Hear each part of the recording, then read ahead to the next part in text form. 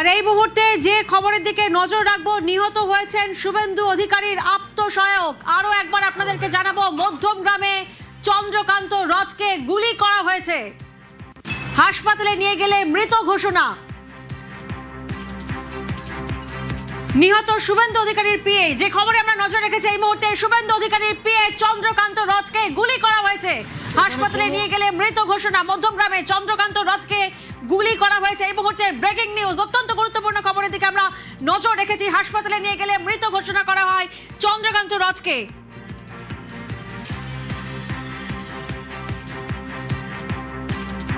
এই মুহূর্তে যে খবরে আমরা নজর রেখেছি, নিহত শুভেন্দু অধিকারীর পিএ চন্দ্রকান্ত রথকে গুলি করা হয়েছে। মধ্যম গ্রামে চন্দ্রকান্ত রথকে গুলি, হাসপাতালে নিয়ে গেলে মৃত ঘোষণা। জিয়াউল প্রতিনিধি আমাদের সঙ্গে রয়েছেন। জিয়াউল, কখন এই ঘটনা ঘটে, কিভাবে এই ঘটনা ঘটে, কি জানা যাচ্ছে?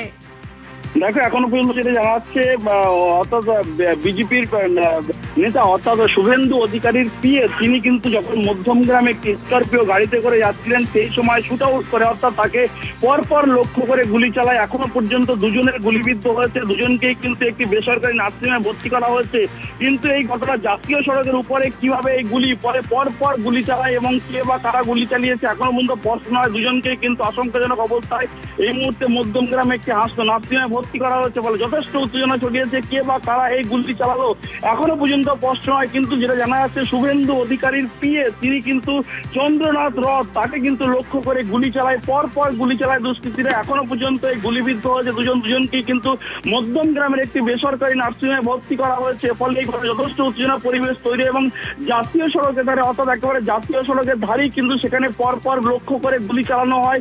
একটি স্করপিও গাড়িতে করে যাচ্ছিল এবং সেই স্করপিও গাড়িতে করেই কিন্তু পরপর গুলি ছোড়া হয় এবং এই ঘটনা এখনো পর্যন্ত দুজন কিন্তু গুরুতর জখম, অর্থাৎ চন্দ্রনাথ রথ এবং তার এক সঙ্গী, অর্থাৎ দুজনকেই কিন্তু গুলি লাগে। দুজনকে এই মুহূর্তে মধ্যম গ্রামের একটি নার্সিংহোমে ভর্তি করা হয়েছে। এই মুহূর্তে যথেষ্ট উত্তেজনা ছড়িয়েছে।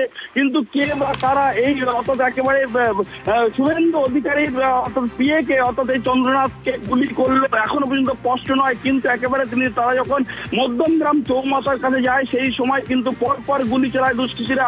কিন্তু এই ঘটনার সঙ্গে কে বা কারা জড়িত এখনো প্রশ্ন নয়। ঘটনাস্থলে বিশাল পুলিশ বাহিনী রয়েছেন এবং ইতিমধ্যে বিজেপির একাধিক, অর্থাৎ যারা বিধায়ক, নতুন বিধায়ক হয়েছেন, তারা কিন্তু ঘটনাস্থলে রয়েছেন। কিন্তু কে বা কারা এই গুলিকাণ্ডের সঙ্গে যুক্ত সেটা কিন্তু এখনো প্রশ্ন নয়।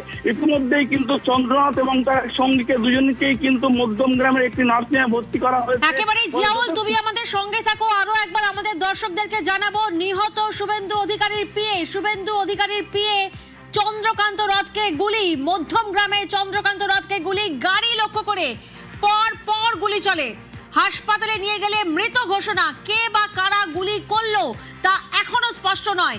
জিয়াউল প্রতিনিধি আমাদের সঙ্গে রয়েছেন। জিয়াউল, ঠিক কটার সময় এই ঘটনা ঘটে এবং যে এলাকায় গুলি করা হয়, অর্থাৎ যেমনটা তুমি বলছিলে মধ্যম গ্রামের চৌমাথার মোড়, সেই এলাকাটা সম্পর্কে একটু বোঝার চেষ্টা করব।